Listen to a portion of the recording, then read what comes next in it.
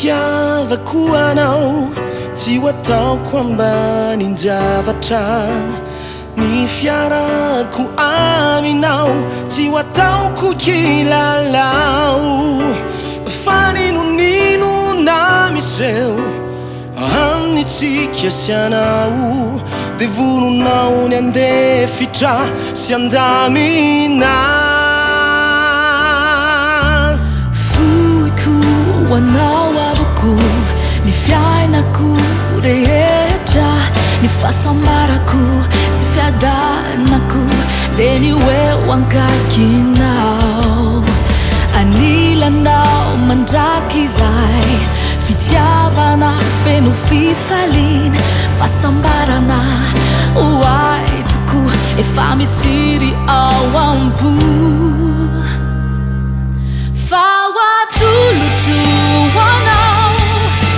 manomboka izao ny fitiavako zay miraikitra tsy mety afaka hoantaiko ao nendrikao sy ny famindranao sy rosangy hantanta ataonao na de tserenao lasa sarisary nendritra tsy mety maty Tsisy asolo intsony ny toeranao izay novadiko aminao fa sarobidy loatra amiko izao fifankatiavantsika izao na de mbola tsy ampy azy na hoe tsy mafapo de vononao ny anao ny mety zay azoko atao Roteny mai zay natolotrao oay no andravaka nasambarana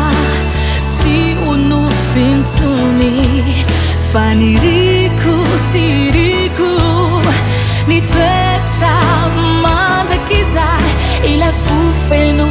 fitiavana ny amintsika roa